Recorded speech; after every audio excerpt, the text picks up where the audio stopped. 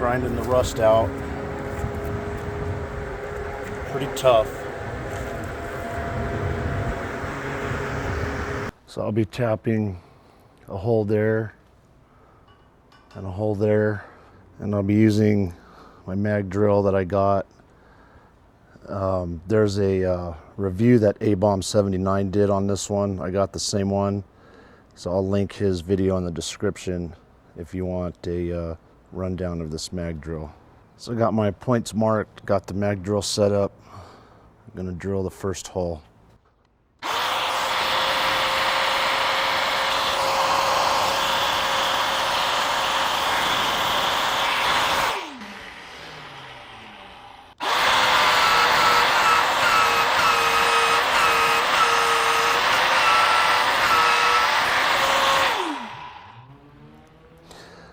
We're gonna get the tap and see if that's gonna fit. So we got the tap started. I'm gonna gingerly go through this and hopefully not break the tap. And I'll bring you back when I'm done with that.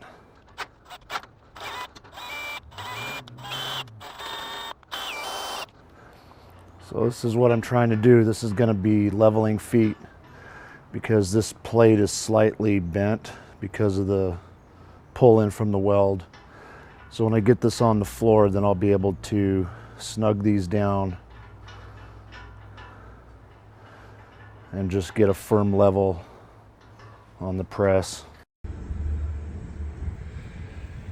So that's what I'm going to do down there, and then this will get flipped with the gantry crane. And this end will ride on two casters down here. And then I've got a dolly already to go, which will go right there. And that way I can push this into the garage standing up. And then I can go ahead and I got another one of those, a smaller one in the garage in the shop there, and it'll get lifted up like this and go between the rafters. And I should have about 3/4 of an inch between the top of that and the cross beams in the shop. So there it is. That's how I wheeled it up. Put it on its side.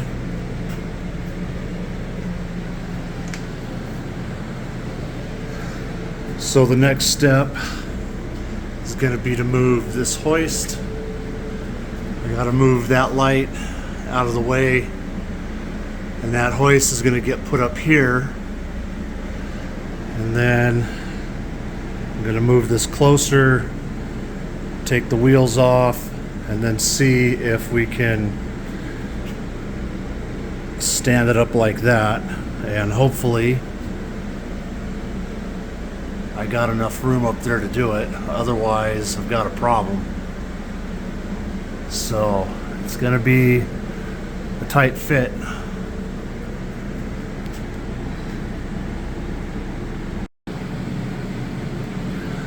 All right, so I remeasured, and I definitely have enough ceiling height.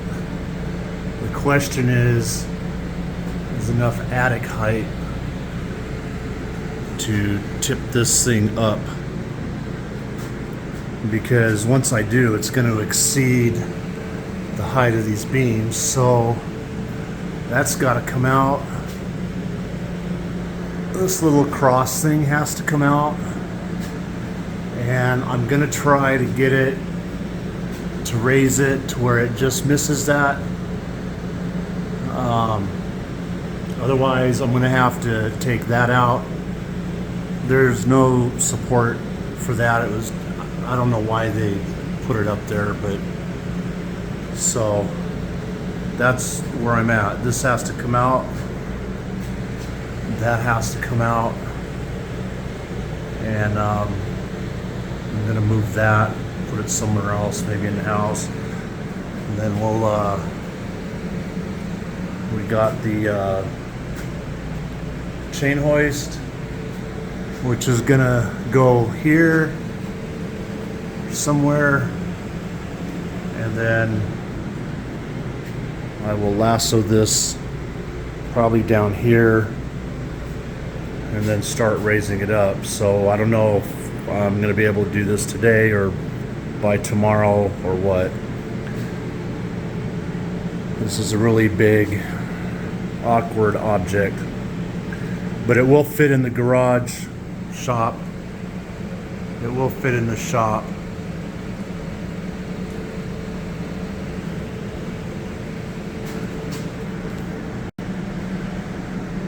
So this is where we're at. I got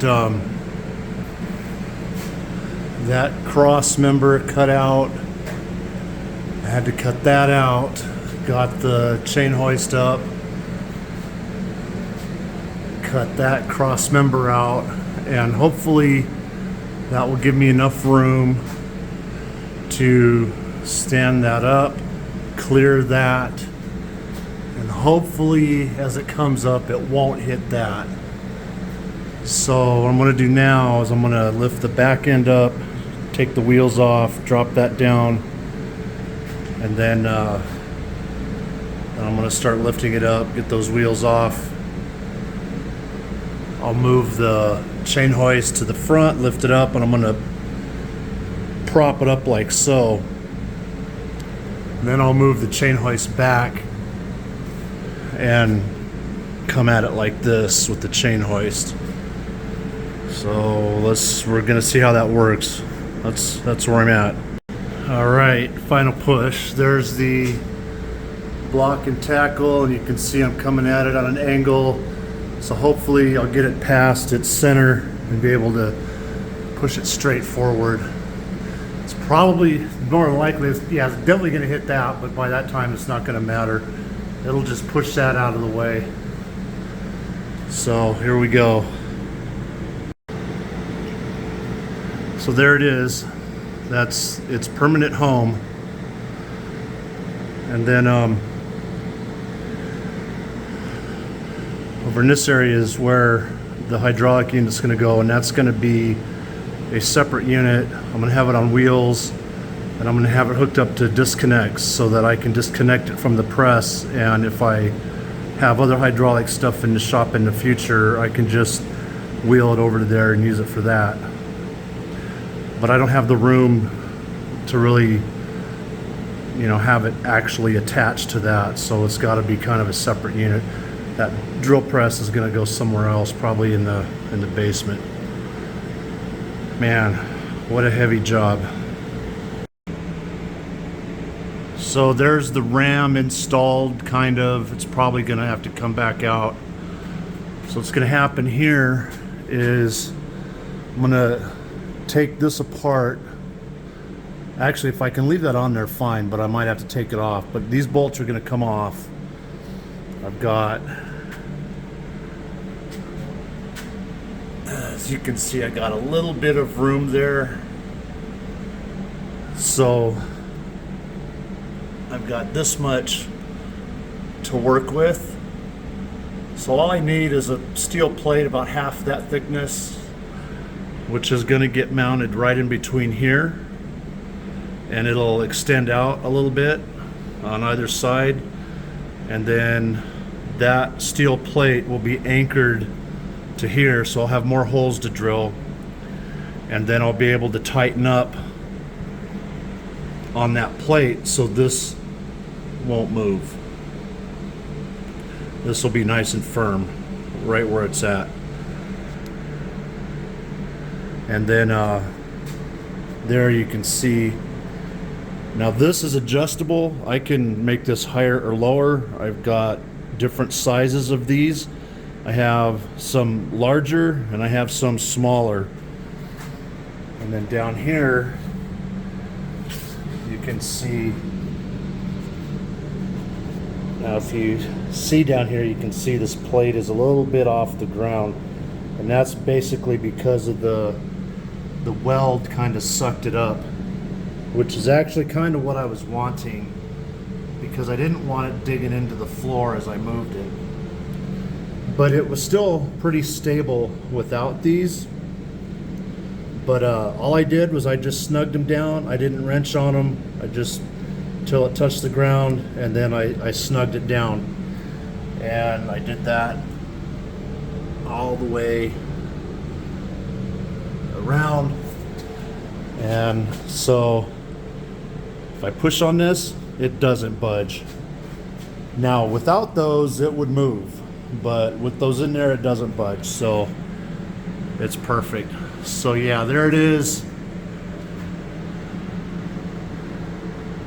And the thing here is going to come off, and there will be tooling and dies that will be inserted on here, and then I'll be pressing out parts on this. And this I wanted to open up because I'm going to have parts that are going to go down inside of there. I didn't want something just flat, you know, because I'm not doing with this press what other people do with these, because a lot of them they're making like Damascus steel and stuff like that. I'm doing something totally different. Now I could put a plate on there and do Damascus steel, but that's not why. That's not what I'm doing with this. This is going to be pressing out parts. So yeah, there it is.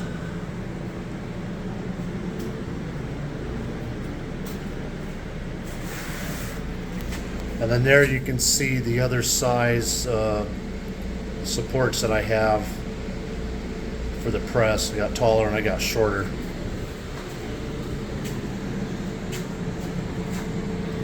So one thing I'm definitely going to do on this is I'm going to weld some tabs on here so that this, I mean, it's pretty dang solid. I don't think I have to worry about it, but just as an additional safety feature, I'll have some tabs going over, hanging out over this so that it won't come out. And on here, I'm probably going to weld some tabs to the frame coming out so these don't move, but they're not anyway. And the nice thing about this is that I can adjust the height, and I have a lot of strength in these. And then I can also move these in more if I want to, you know, limit the amount of pressure that's going on here. But I don't know if I'll ever exceed that kind of pressure. The other thing that I can do is if I need more ram pressure, I can drill 2 more holes and I could add a second ram. But this is a 5-inch diameter ram, and I think it'll be fine for what I'm doing. Other people that have built their presses that use that size of a ram, I don't see them having any issues pressing their stuff out. Now this ram has a 12-inch stroke, so this will go a foot down, which is pretty good. Most of the other rams I've seen have a 10-inch stroke.